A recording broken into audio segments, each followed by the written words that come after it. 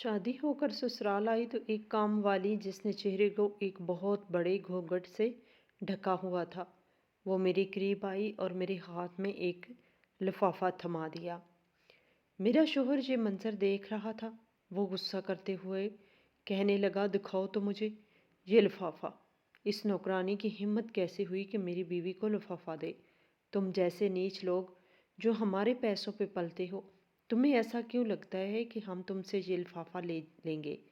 जाते हुए नौकरानी कान में कह गई, लिफाफा जल्दी खोलना वरना पछताओगी। जैसे लिफाफा खोला, शादी होकर ससुराल आई तो सब मुझे सलामी के लिफाफे देने लगे।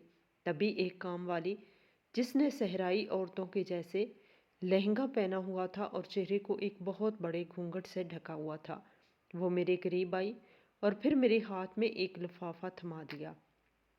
मेरा शोहर ये मंजर देख रहा था। वो गुस्सा करते हुए कहने लगा, दिखाओ तो मुझे ये लिफाफा। इस नौकरानी की हिम्मत कैसे हुई कि मेरी बीवी को लिफाफा दे। तुम जैसे नीच लोग जो हमारे पैसों पे पलते हो, तुम्हें ऐसा क्यों लगता है कि हम तुमसे ये लिफाफा लेंगे। पहले वो कर्ज तो चुकाओ जो तुम्हारे शोहर ने हमसे लिया है। दफा हो जाओ तुम, मुझे दोबारा यहाँ मत दिखना। ये कहकर वो इस नौकरानी की तस्लील करने लगे तो मेरी आंखों में आंसू आ गए। मुझे लगा शायद बाबा के बाद मेरा शोहर एक अच्छा इंसान हो जो मुझे अच्छी ज़िंदगी दे सके, लेकिन अब ये उम्मीद भी इसका रवैया देखकर मर चुकी थी। न जाने एकदम में मेरे शोहर हबीब को क्या हुआ था कि वो अच्छा होने की अदाकारी करने लगा। इसने अपने अल्फाज वापस लिए और मुझसे माफ़ी मांगते हुए कहने लगा, मैं तो बस मजाक कर रहा था। बाकी ये शादी मेरी रजामंदी से हुई है और आज से तुम मेरी ज़िम्मेदारी हो। कल से हम लोग यूनिवर्सिटी भी इकट्ठे जाया करेंगे। तुम्हें हॉस्टल रहने की ज़रूरत नहीं है। मैंने इनकी सारी बातें मान ली और फिर ज़िंदगी के एक नई शुरुआत तो कर ली। लेकिन अभी तक मुझे इस लिफाफे का तजस्सुस था जो मेरे शोहर ने इस औरत से खींचकर अपनी जेब में डाल लिया था। अगले कई रोज़ तक तो बहुत से फंक्शन होते रहे और थकन भी तो सवार थी। न मैं किसी से बात कर पाई, न कोई मेरे कमरे में आया मुझसे बात करने के लिए। अलबत्ता वो नौकरानी मुझे दोबारा नहीं दिखी। एक रोज़ मैंने अपने शोहर से दरख्वास्त की कि मुझे बाज़ार ले चले। मुझे अपनी कुछ चीज़ें लेनी हैं क्योंकि सारी चीज़ें तो बाबा के घर रह गई हैं और रुखसती के वक्त में वो सारी चीज़ें उठाना भूल गई थी। वो कहने लगे, ठीक है बाज़ार चलते हैं, लेकिन अभी नहीं, कल चलेंगे।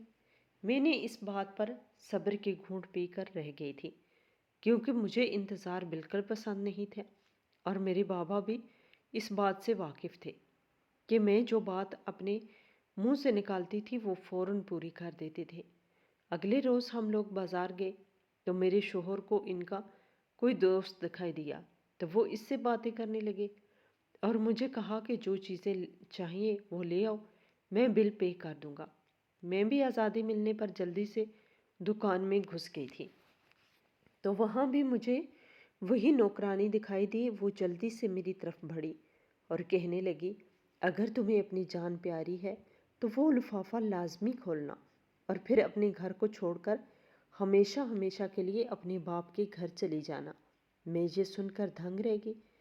पहले ही मेरी सास ने मुझे अजीब वसवसों में गिराया हुआ था। वो मुझे घर से निकलने नहीं देती थी। बाबा जान ने मुझे कई बार बुलाया था लेकिन मैं जा ही न सकी क्योंकि मेरे शोहर और मेरी सास मुझे इजाज़त ही नहीं दे रहे थे। अब्बा जान बीमार थे और इन्हें बेटी से मिलने खुद इसके ससुराल आना पड़ा। मुझे ये बात बहुत नागवार गुजरी थी लेकिन मैंने कुछ भी तासर नहीं दिया।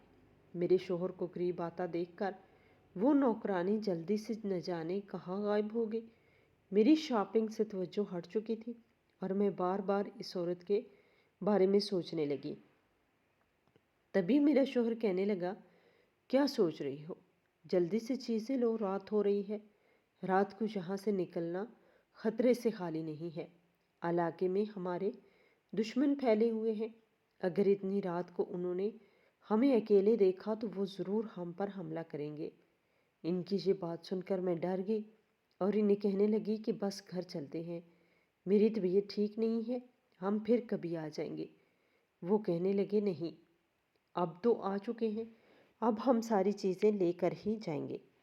زبردستی انہوں نے سارا سامان مجھ سے خریدوایا اور پھر ہم لوگ گھر لوٹ آئے۔ یہاں آ کر مجھے اسی بات کی فکر تھی کہ میں کیسے لفافہ حاصل کروں، کیونکہ لفافہ تو میرے شوہر کی لاکر میں پڑا ہوا تھا اور اس نے ابھی تک تو نہ مجھے اس کا پاسورڈ بتایا تھا اور نہ ہی مجھے چابی دینے کے حق میں تھا۔ میں چاہتی تھی کسی طرح وہ لاکر کھلوا لیا جائے اور اس سے وہ لفافہ بھی نکال لوں۔ تبھی میری ساس کچھ زیورات لے کر آئی جو نہایت مہنگے تھے۔ وہ کہنے لگی، آج سے یہ تمہارے ہوئے، تم انہیں پہننا۔ ویسے تو میں نے یہ تمہاری شادی میں گفٹ دینے کے لیے رکھے تھے تاکہ تم بارات والے دن اپنے لہنگے کے ساتھ پہن سکو، لیکن کیونکہ شادی سادگی سے ہوئی ہے اور یہ سب زیورات میں تمہیں دے نہیں پائی تو میں اب تمہیں دینے آئی ہوں بیٹی، تمہیں انہیں سنبھال کر رکھنا ہے۔ انہوں نے اتنے اچھے سے میرے سے بات کی کہ مجھے لگا جیسے میں اپنی ماں سے بات کر رہی ہوں۔ وہ تھوڑی دیر بیٹھی رہی اور پھر چلی گئی۔ میں نے اپنے شوہر کی طرف دیکھا۔ وہ کہنے لگے کہ یہ لو لاکر کی چابی، جا کر اس میں رکھ دو اور پھر چابی مجھے واپس لا کر دینا۔ میری تو یہ باتیں سن کر باتیں کھل گئی تھی۔ میں جلدی سے اٹھی اور پھر لاکر میں وہ سارے زیورات رکھ کے فوراً سے پہلے وہ لفافہ نکال کر ایک طرف کیا اور اپنے شوہر کو چابی دے دی۔ وہ اپنے کسی پیپر کی تیاری کر رہے تھے، اسی لیے انہوں نے میرے اوپر زیادہ غور نہیں کیا۔ ابھی میں نے وہ لفافہ کھولا ہی تھا جب مجھے میرا شوہر بلانے کے لیے لگا۔ میں جلدی سے واش روم میں وہ لفافہ چھپایا اور باہر آ گئی۔ وہ کہنے لگے کہ میرے لیے چائے کا 1 کپ بنا لاؤ۔ میں جلدی سے کچن میں گئی اور چائے کا 1 کپ بنا کر ان کو دے دیا۔ دن گزرتے رہے، مصروفیات میں مجھے یاد ہی نہیں رہا کہ میں نے وہ لفافہ کھولنا تھا، یہاں تک کہ میری نند کی شادی آ گئی۔ میں یونیورسٹی تک نہیں جا سکی اور نند کی شادی میں مصروف ہو گئی۔ نند کی شادی ہوئی تو اگلے روز ہمارا ولیمہ طے پایا۔ میرے ذہن میں سے لفافے والی بات ہی نکل چکی تھی۔ ولیمے کو کچھ دن ہی ہوئے تھے جب میری ساس کا رویہ میرے ساتھ بدلنے لگا۔ میں حیران تھی کہ جو شادی سے پہلے میرے ساتھ اتنی اچھی بن رہی تھی، آخر اچانک ان کو ہوا کیا ہے؟ وہ ہر وقت مجھ سے بہت نفرت سے پیش آتی اور میرے کیے ہوئے کاموں میں غلطیاں نکالتی۔ مجھے ان پر بہت غصہ آتا تھا، لیکن اب میرا یہی گھر تھا اور مجھے اس گھر کے لوگوں سے بنا کے رکھنی تھی، تو میں چپ سادھ لیتی۔ وہ مجھے ہرگز میکے نہیں جانے دیتی تھی۔ اکثر بابا ہی مجھ سے ملنے آ جایا کرتے تھے۔ وہ بھی شکایت کرتے کہ تم مجھ سے ملنے کیوں نہیں آتی ہو۔ میں انہیں کیا کہتی کہ فریہ آنٹی مجھے آنے نہیں دیتی، تو ان کی نظر میں میرے سسرال کی کیا عزت رہ جاتی۔ اسی لیے میں نے خاموشی اختیار کر لی۔ ساس کا رویہ بدلا تو مجھے یاد آیا، میں نے تو وہ لفافہ کھولنا تھا۔ شادی کے بعد پہلی بار ایسا ہوا تھا کہ میری ساس نے مجھے گھر جانے کی اجازت دے دی تھی، کیونکہ میرے بابا مجھے لینے آئے تھے۔ تبھی میں نے جلدی سے اپنے بیگ میں وہ لفافہ ڈالا اور پھر بابا کے ساتھ گھر آ گئی۔ یہاں آ کر میں نے اپنا کمرہ لاک کیا اور پھر لفافہ کھول کر دیکھنے لگی، لیکن لفافے میں جو چیزیں موجود تھیں ان کو دیکھ کر میں ہکا بکا رہ گئی۔ مجھے یقین ہی نہیں آ رہا تھا کہ یہ سب ہمارے ساتھ ہو چکا ہے، کیونکہ اس لفافے میں تو میری عمر 25 سال ہو چکی تھی۔ میں اپنے بابا کے ساتھ رہتی تھی۔ ایک روز بابا نے مجھے اپنے کمرے میں بلا کر اچانک بولے کہ تمہارے رشتے والے آ رہے ہیں، میں چاہتا ہوں کہ تم شمائلہ بھوا کے ساتھ مل کر ان کے لیے ایک زبردست سا لنچ تیار کرو اور کسی بھی چیز کی کمی نہیں ہونی چاہیے۔ میں چاہتا ہوں اس گھر میں ہر حال میں تمہارا رشتہ ہو جائے۔ یہ میرے جاننے والے تو نہیں ہیں، البتہ شمائلہ بھوا ان سے واقف ہے، تو میری تم سے یہ التجا ہے کہ ہر حال میں ان سے اچھے سے پیش آنا۔ وہ جو ہدایت مجھے دے رہے تھے میں اچھے سے انہیں سن اور سمجھ رہی تھی۔ میں نے اس بات میں سر ہلایا اور پھر بھوا کے کمرے میں جانے لگی تاکہ ان کو بھی یہ اطلاع دے سکوں۔ ابا جان نے مجھے سختی سے کہا تھا کہ کہ کھانا بنانے کے وقت میں بھی شمائلہ بھوا کا ہاتھ بٹاؤں اور ہر چیز میں اپنا حصہ ڈالوں۔ میں نے اس بات میں سر ہلا تو دیا، لیکن کل میرا پیپر تھا اور آج ابا جان مجھے سارا دن کچن میں کھڑا کرنا چاہتے تھے، لیکن میں اپنے بابا کے سامنے کچھ بول نہیں پائی۔ اللہ تعالیٰ کی بات مجھے شمائلہ بھوا کا ہی آسرا تھا کہ وہ میری مدد کریں گی۔ میرے ابا جان ایسے غصے والے ہرگز نہیں تھے، نہ ہی وہ عورتوں سے اس طرح کا سلوک کرنا پسند کرتے تھے۔ وہ تو بہت اچھے نرم دل انسان تھے، لیکن ایک حادثے نے ہماری زندگی بدل ڈالی تھی۔ میری ماں خود اپنی مرضی سے میرے باپ کو چھوڑ کر ہمیشہ ہمیشہ کے لیے ہماری زندگیوں سے نکل گئی تھی۔ تب میں میٹرک کی اسٹوڈنٹ تھی جب ایک روز میری ماں کا خط میرے باپ کے ہاتھ لگا۔ وہ پچھلے 2 دنوں سے لاپتہ تھے۔ ہم دونوں بہت پریشان تھے اور مسلسل ان کے لیے دعا کر رہے تھے۔ ابا جان نے تو پولیس اسٹیشن میں رپورٹ بھی کروا دی تھی، لیکن سب بے سود۔ ان کا اور ہمارا اتنا ساتھ ہی لکھا تھا، وہ فوت ہو جاتی تو ہمیں صبر آ جاتا، لیکن جو لوگ کھو جائیں ان پر صبر نہیں آتا۔ جب تک اماں جان کا ہمیں خط وصول نہیں ہوا تب تک ہم دونوں یہی سوچ رہے تھے، غم سے نہ ڈھال تھے۔ تب شمائلہ بوا ہی ہمیں سنبھال رہی تھی۔ ان کو بھی بہت دقت ہو رہی تھی، لیکن وہ جدا نہیں رہی تھی۔ بوا شمائلہ اور اماں کا 15 سالوں کا ساتھ تھا۔ وہ خود بھی اماں کو لے کے بہت پریشان تھی، لیکن جس دن اماں جان کا وہ خط ہمیں ملا، اس دن ہم تینوں ہی میری ماں سے نفرت کرنے لگے۔ بوا شمائلہ نے بابا کے کہنے پر گھر میں موجود ساری تصویریں ہٹوا دی، یہاں تک کہ مجھ پر بھی سختی کی گئی کہ میں نہ تو ماں کا ذکر کروں اور نہ ہی اس کے بارے میں پوچھوں۔ مجھے نہیں معلوم کہ آخر اس خط میں کیا تھا، اور میرا باپ جو میری ماں سے محبت کے دعویدار تھا، آخر اس نے یہ حکم نامہ کیوں جاری کر دیا تھا کہ آج کے بعد اس عورت کا اس گھر میں ذکر بھی نہیں ہوگا۔ حالانکہ میں نے خود انہیں تنہائی میں کئی بار ماں کی تصویر سے نہ صرف باتیں کرتے ہوئے دیکھا تھا، بلکہ اس تصویر کو گلے لگائے وہ گھنٹوں رویا کرتے تھے۔ مجھے سمجھ نہیں آتا تھا کہ آخر ایسی کون سی مجبوری ہے جو انہیں ایسا کرنے پر مجبور کر رہی ہے کہ وہ مجھ سے بھی ڈسکس نہیں کر سکتے۔ حالانکہ جب ماں ہمارے پاس ہوتی تھی تب ابا جان مجھ سے بہت محبت سے پیش آتے اور ہر زمانے کی اونچ نیچ مجھے ہی سمجھایا کرتے تھے۔ میری اپنی ماں سے اتنی نہیں بنتی تھی جتنی میرے بابا سے میری بنتی تھی۔ ہم دونوں باپ بیٹی کم اور دوست زیادہ تھے۔ مما کے جانے کے بعد ہم دونوں کو چپ لگ گئی تھی۔ میں سارا دن پڑھائی میں مصروف رہتی اور ابا جان آفس کے کام سنبھالتے رہتے۔ یعنی اب ویسے شام کی چائے ہم اکٹھے نہیں پیا کرتے تھے۔ رات کے کھانے کے وقت میں ہوتی تھی تو ابا جان نہیں ہوتے تھے، اور صبح ناشتے کے وقت اگر بابا ہوتے تو میں ابھی تک سو رہی ہوتی تھی، کیونکہ مجھے شام میں اکیڈمی جانا ہوتا تھا تو صبح تک میں سوتی رہتی تھی۔ ساری رات مجھے پڑھنا ہوتا تھا۔ میں نے حال میں ہی انٹر کیا تھا۔ میں ہرگز اس شادی کے حق میں نہیں تھی، لیکن جب سے ابا جان کو ہارٹ اٹیک ہوا تھا ان کو میری فکر ستانے لگی تھی کہ ان کے جانے کے بعد میرا کیا ہوگا۔ نہ میرے ننھیال والے تھے نہ دودھیال والے۔ میں کئی بار ماں بابا سے پوچھتی تو وہ کہتے کہ وہ اس شادی کے خلاف تھے، اسی لیے وہ ہم سے بات نہیں کرنا چاہتے، تو ہم ان سے بات کیوں کریں۔ یہی وجہ تھی کہ میں نے زندگی کی 18 بہاریں دیکھ لی تھی اور ابھی تک اپنے نہ تو ننھیال والوں سے ملی تھی اور نہ دودھیال والوں سے۔ کبھی کبھی مجھے اپنے نصیب پر حیرت ہوتی ہے کہ میں نے کیسا نصیب پایا ہے۔ میرے پاس رشتوں کی اتنی کمی تھی، اس میں بھی قحط تب پڑا جب میری ماں ہمیں چھوڑ کر چلی گئی۔ میں اکثر خود کو بدنصیب تصور کرتی۔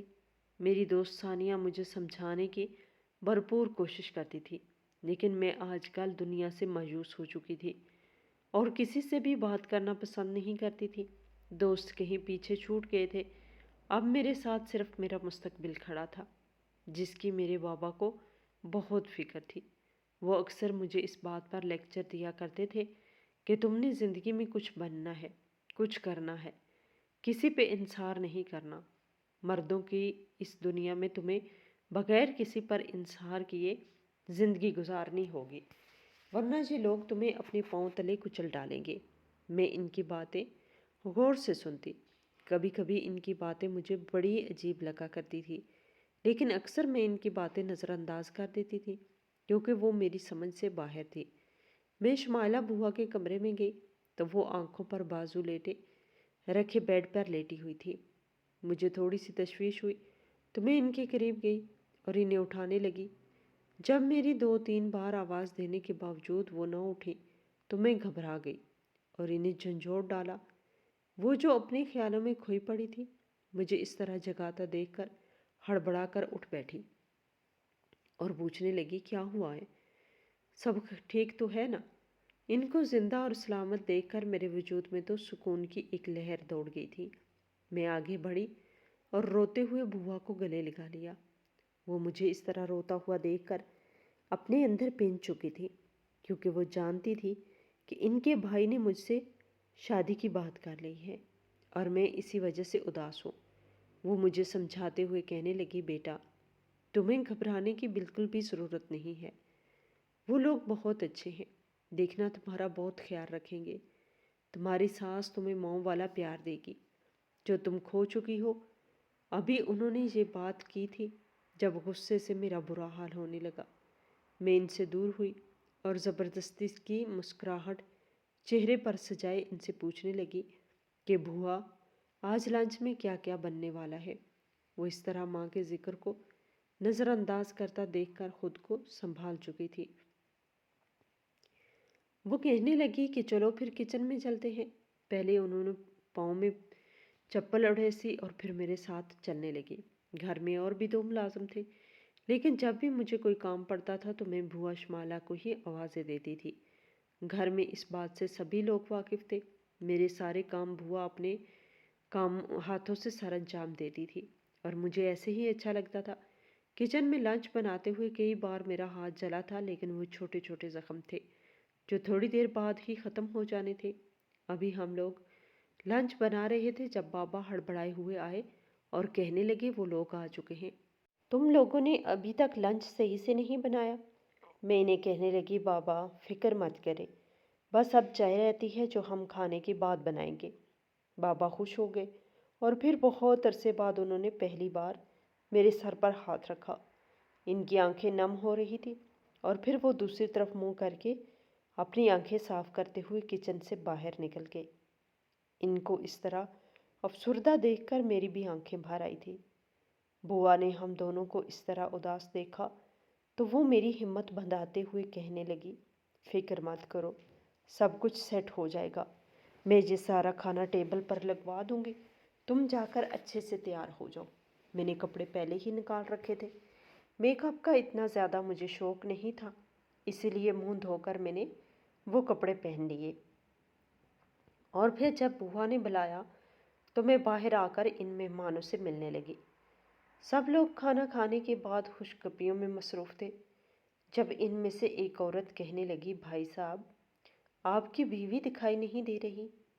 तभी मेरे बाबा ने कहा, वो मर चुकी है, पिछले साल ही इनकी एक्सीडेंट में मौत हो गई। ये कहकर बाबा सीरियस होकर बैठ गए, जबकि मैं बेयकीनी से अपने बाप के चेहरे को देख रही थी। मुझे यकीन ही नहीं आ रहा था कि ये अल्फाज मेरे बाबा के हैं और वो भी मेरी माँ के बारे में। मैं 1-2 बार तो मुझे ऐसा महसूस हुआ जैसे मैंने कुछ गलत सुना है, क्योंकि मेरे बाबा ऐसा बोल ही नहीं सकते थे। मेरी आंखों से आंसू बहने लगे तो वो औरत और ज़्यादा मेरे करीब हुई और मेरे सर पर बोसा देते हुए कहने लगी, कोई बात नहीं, बेशक तुम्हारी एक माँ चली गई है, लेकिन तुम्हारी दूसरी माँ तो जिंदा है ना। ये कहकर वो मेरी तरफ देखने लगी तो मैंने भी इस बात में सर हिलाया। फिर और इस औरत ने मुझे गले लगा लिया। वो फरिया आंटी थी, यानी मेरी सास। मैं किचन में चाय बना रही थी जब चाय मेरे पाँव पर गिर गई और मैंने ज़ोर से चीख मार दी। मेरी चीख सुनकर सारे मेहमान किचन में आ चुके थे, जिनमें सरफ़हरिस्त मेरे बाबा और वो लड़का था जो मेरा रिश्ता लेकर आया था। میں نے تو ابھی تک اس کو ایک آنکھ بھر کے بھی نہیں دیکھا تھا۔ جب وہ مجھے تکلیف میں سسکیاں لے لے کے روتے ہوئے دیکھا تو میرے قریب ہوا اور میرے پاؤں پر بینڈیج کرنے لگا۔ میں نے اس کا چہرہ دیکھا تو مجھے یاد آیا، بالکل یہ وہی لڑکا ہے جس کا میری دوستیں کہتی تھی کہ یہ تمہیں یونیورسٹی میں گھورتا رہتا ہے۔ ابھی 2 مہینے پہلے ہی میں نے یونیورسٹی جوائن کی تھی اور یہ لڑکا بھی وہیں پڑھتا تھا۔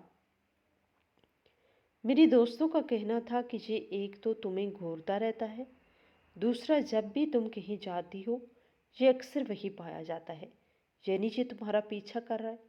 اس کو اس طرح خود کے قریب دیکھ کر میں حیرت سے اس کو گھورنے لگی۔ تبھی بابا نے ہلکا سا کھنگار بھرا اور پھر میرے قریب آئے اور مجھے کھڑا ہونے میں مدد کی تو میں شرمندگی سے سر جھکا کر کھڑی ہو گئی۔ تبھی فریہ آنٹی کہنے لگی، حسن بھائی تو ہم یہ رشتہ پکا سمجھے۔ میرے بابا نے اس بات میں سر ہلا دیا۔ بوا شمائلہ نے جلدی سے فریج سے مٹھائی نکالی اور پھر سب کا منہ میٹھا کرنے لگی۔ آنسو اور مسکراہٹ دونوں مل کر میرے چہرے کو ایک عجیب سا تاثر دے رہے تھے۔ طے پایا کہ اگلے مہینے کی 10 تاریخ کو نکاح اور پھر 18 سے شادی کے تمام فنکشن شروع ہو جائیں گے۔ یہ شادی بڑی دھوم دھام سے ہوگی کیونکہ فریہ آنٹی کے یہ پہلے بیٹے کی شادی ہے۔ وہ لوگ بہت زیادہ امیر تھے، ان کا تعلق ایک نواب خاندان سے تھا۔ مجھے سمجھ نہیں آ رہی تھی کہ آخر یہ اتنے امیر لوگ ہمارے گھر ہی رشتہ کیوں کرنا چاہتے ہیں۔ یقیناً دال میں کچھ تو کالا ہے۔ مجھے بار بار عجیب سا احساس ہو رہا تھا، ایسا لگتا تھا جیسے میں قید ہونے جا رہی ہوں۔ لیکن میں نے خود پر قابو پا لیا کیونکہ ابا جان اور شمائلہ زبیدہ شادی سے بہت خوش تھے اور میں بھی ان دونوں کو خوش دیکھنا چاہتی تھی۔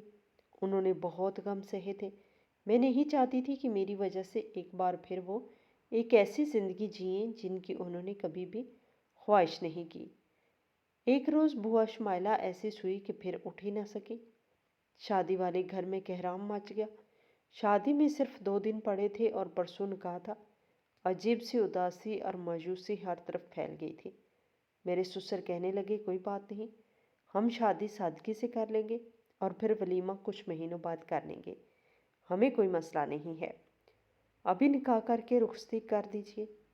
ابا جان خود بھی بوا شمائلہ کے جانے کے بعد بہت خوفزدہ ہو گئے تھے اور وہ جتنا جلدی ہو سکے میری شادی کر دینا چاہتے تھے تاکہ وہ آرام سے رہیں کہ ان کی بیٹی محفوظ ہاتھوں میں ہے۔ بوا شمائلہ کو فوت ہوئے 5 دن ہی ہوئے تھے جب میرا نکاح کر کے رخصتی کر دی گئی۔ اتنی سادگی سے رخصتی کی گئی کہ معلوم ہی نہیں ہو سکا کہ شادی ہوئی ہے۔ میں نے اپنے شوہر کی پسند کا آف وائٹ لہنگا پہنا ہوا تھا۔ مجھے لگا تھا سب لوگ میرے حسن کو سراہ رہے ہیں، وہ بھی تو سراہے گا، لیکن ایسا نہیں ہوا۔ شادی کی رات وہ میرے کمرے میں آیا اور کہنے لگا، آج سے یہ کمرہ تمہارا ہوا، میں گیسٹ روم میں سو جایا کروں گا۔ یہ شادی میں نے اپنے والدین کی مرضی سے کی ہے، میرا اس میں کوئی عمل دخل نہیں ہے، نہ ہی مجھ سے امید رکھنا۔ اس کی یہ باتیں سن کر تو میں ششدر رہ گئی، مگر جیسے ہی اس نوکرانی نے لفافہ دیا میرا شور بھڑک گیا۔ جب لفافہ میرے ہاتھ لگا تو اس لفافے میں میرے ماں باپ کا نکاح نامہ اور ان کی شادی کی تصویریں تھیں۔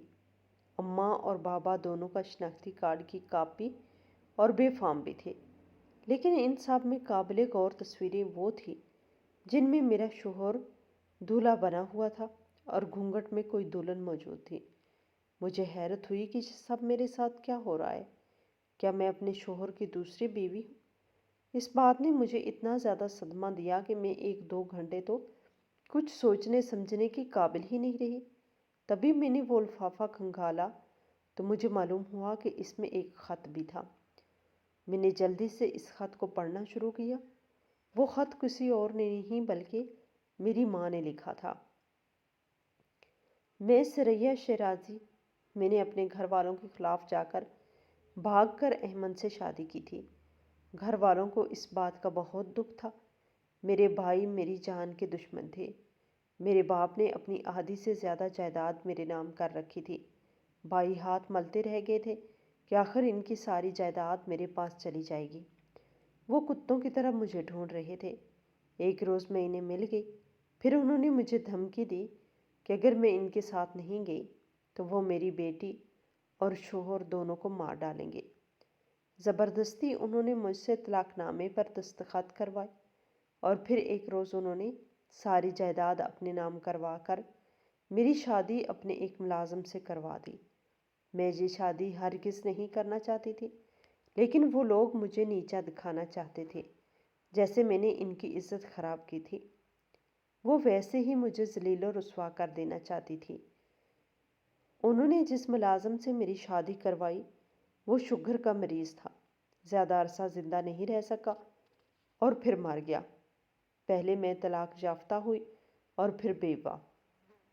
میرے دوسرے شوہر نے میرے بھائیوں سے کچھ قرض لے رکھا تھا، اس کے بدلے وہ لوگ مجھے پریشان کرنے لگے اور پھر بطور ملازمہ مجھے اپنے گھر میں رکھ لیا تاکہ وہ اپنا قرضہ مجھ سے وصول کر سکے۔ بھائیوں کی یہ عتاب برداشت تو کر سکتی تھی، لیکن اپنی بیٹی کو اس حال میں نہیں دیکھ سکتی۔ میں نے اپنی جتنی بھی جائیداد اپنی بیٹی کے نام کی ہے وہ اسے اتروانا چاہتے ہیں، اسی لیے ہی انہوں نے اپنے بیٹے کی شادی میری بیٹی سے کروائی ہے۔ جیسے ہی تم 25 سال کی ہوگی وہ تمہارے ساتھ بھی وہی سلوک کریں گے جو میرے ساتھ انہوں نے کیا ہے۔ میں تم سے درخواست کرتی ہوں کہ اپنے باپ کے گھر واپس لوٹ جاؤ، کیونکہ اس سے بہتر تمہاری حفاظت کوئی نہیں کر سکتا۔ وہ نہیں جانتا کہ یہ لوگ کس قسم کے ہیں۔ یہ نسلوں تک دشمنیاں نبھاتے ہیں، چاہے اس نے اپنے وارث ہی قربان کیوں نہ کرنے پڑے، لیکن یہ دشمنی نہیں چھوڑتے۔ میری بیٹی، اگر تم یہ لفافہ کھول رہی ہو تو میری ایک بات یاد رکھنا، جتنا ہو سکے ان لوگوں سے دور رہو۔ یہ صرف تمہاری جائیداد سے پیار کرتے ہیں، وہ جائیداد جو میں نے تمہارے نام لکھ دی تھی۔ صد شکر کہ میں نے اپنے شوہر کے کہنے پر آدھی جائیداد تمہارے نام کر دی تھی، ورنہ یہ لوگ تو تمہیں دربدر کرنے کا منصوبہ بنائے بیٹھے ہیں۔ باقی تفصیلات میں تم سے مل کر تمہیں بتاؤں گی۔ فی الحال اتنا کرو کہ فوراً سے پہلے اپنے باپ کے گھر چلی جاؤ، ورنہ یہ لوگ تو تمہیں مارنے کا منصوبہ بنائے ہوئے ہیں۔ میں نے یہ خط پڑھا تو میرے ہاتھ ڈر کے مارے کانپنے لگے۔ تبھی ہمارے گیٹ پر کسی گاڑی کا ہارن بجنے لگا۔ میں نے کھڑکی سے دیکھا تو کوئی اور نہیں، میرا شوہر تھا۔ وہ مجھے لینے آیا تھا۔ میں اس مکروہ چہرے والے انسان سے ہرگز بات نہیں کرنا چاہتی تھی، بلکہ مجھے تو اس سے نفرت محسوس ہو رہی تھی۔ میں جلدی سے بھاگی اور اپنے باپ کے کمرے میں جا پہنچی۔ وہاں جا کر دیکھا تو جو میرے بابا جو صحیح سلامت ان کو میں اپنے کمرے میں چھوڑ آئی تھی، اب وہ اس دنیا میں نہیں رہے تھے۔ میں زور زور سے رونے لگی۔ میرا شوہر یہ آوازیں سن کر جلدی سے گھر میں داخل ہوا، پھر آ کر بابا کی نبض چیک کرنے لگا، کیونکہ وہ مجھے بابا کے پاس بیٹھے روتا ہوا دیکھ چکا تھا۔ بابا کی کلخوانی کی رسم تک میرے سسرال والے بھی ہمارے گھر آ چکے تھے۔ چوتھے روز میرے شوہر نے میری کلائی پکڑی اور کہنے لگا، چلو اب گھر۔ اب سے تمہارا میکے کے نام پر جو تمہارے والد زندہ تھے وہ بھی نہیں رہے، اب تمہارا جہاں رہنا بنتا نہیں ہے، تو تم اب ہمارے ساتھ چلو۔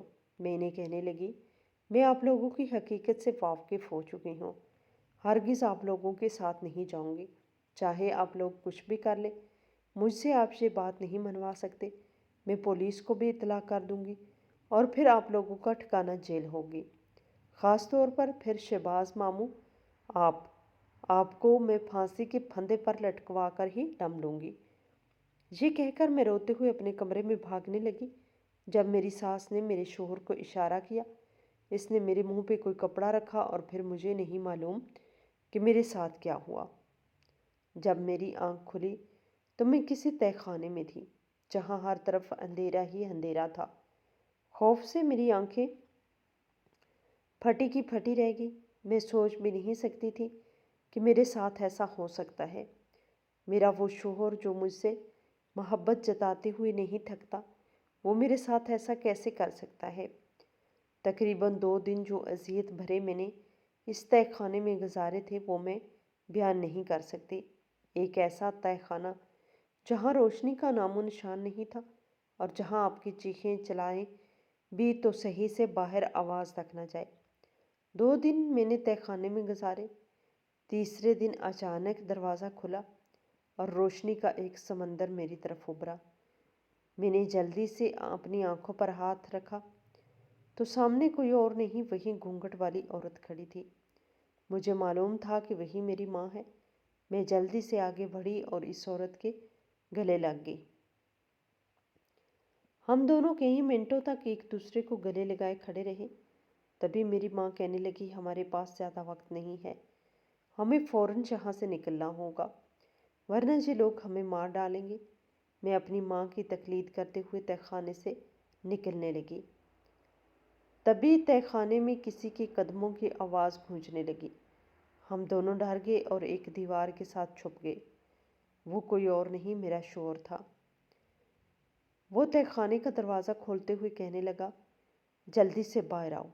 मैंने जो तुम्हारे साथ किया है वो अपनी मर्ज़ी से नहीं, बल्कि अपने वालिदैन के मजबूर करने पे किया है, वरना तुम जानती हो कि मैं तुमसे कितनी मोहब्बत करता हूँ। मैं तुम्हें और फूफी को लेकर यहाँ से हमेशा हमेशा के लिए चला जाऊँगा। मैं जल्दी तुम्हें यहाँ से निकाल लूँगा। रात के 9 बजे तैयार रहना। हम लोग ये गांव, ये शहर, ये मुल्क सब कुछ छोड़कर कहीं दूर चले जाएंगे, जहाँ इन लोगों का हम लोगों पे साया भी ना पड़े। वो ये कहते हुए अपने आंसू साफ करते हुए जाने लगा। जब मैं बाहर निकली और कहने लगी, अहमद रुको, मैं जहाँ हूँ। वो इस तरह मुझे बाहर देखकर हैरान हुआ, लेकिन जब मेरे पीछे मेरी माँ को देखा तो मेरी तरफ बढ़ा और कहने लगा, आप दोनों तहखाने में रहें, मैं रात को आप लोगों को यहाँ से ले जाऊँगा। मेरा यकीन कीजिए, रात को ही हम यहाँ से निकल जाएंगे, कहीं ऐसी जगह जहाँ ये ज़ालिम लोग हमें ढूंढ ना सकें। मुझे पता है ये लोग तुम्हें मार कर ही दम लेंगे, और मैं ये हरगिज़ नहीं होने दूंगा। इनकी ये बात सुनकर मैं मुतमिन हो गई थी और रोते हुए जल्दी से तहखाने के अंदर चली गई। वो बाहर से कुंडी देकर जा चुके थे। रात होते ही वो हम दोनों को लेने आ गए और फिर हम ये शहर छोड़कर दूसरे शहर आ गए, जहाँ हमें एक हफ्ता रहना पड़ा, और फिर हम हमेशा हमेशा के लिए दुबई आकर रहने लगे। तब मुझे पता चला, इस लिफाफे में जो बाकी 2 तस्वीरें थीं, जिनमें मेरा शोहर दूल्हा और कोई लड़की दुल्हन के लिबास में थी, वो लड़की कोई और नहीं, मेरे शोहर की पहली मनकुआ थी, जो मेरे ससुराल के दुश्मनों के हाथों मारी गई थी।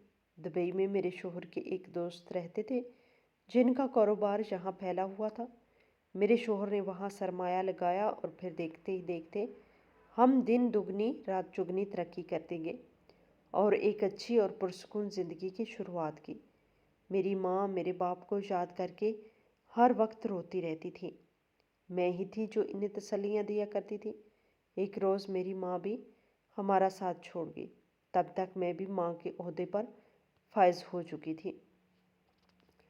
हमारी ज़िंदगी इतनी बेहतरीन हो चुकी थी कि मैं तो खुदा का जितना शुक्र अदा करूं वो कम है कि मुझे एक ऐसा शोहर अता किया जिसे अपने से ज़्यादा मेरी फ़िक्र है, जो मेरी आंखों में कभी भी आंसू नहीं देख सकता। नाजरीन, आपको आज की हमारी कहानी कैसी लगी, कमेंट बॉक्स में अपनी राय का इजहार ज़रूर करें, और मज़ीद इस तरह की कहानियाँ सुनने के लिए हमारे चैनल को सब्सक्राइब करें।